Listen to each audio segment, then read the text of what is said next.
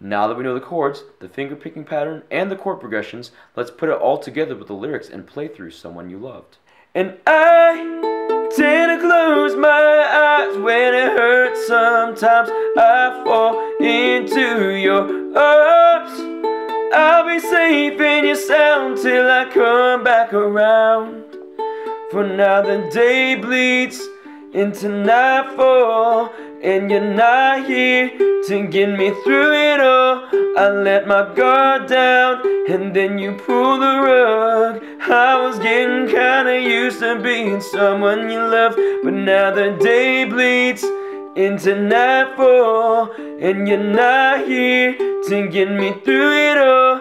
I let my guard down, and then you pull the rug. I was getting kinda used to being someone you loved. I let my guard down, and then you pull the rug. I was getting kinda used to being someone you loved. Now if you want to play through the rest of that song, then check out my ukulele cover for Someone You Loved. And that's how you play Someone You Loved by Lewis Capaldi.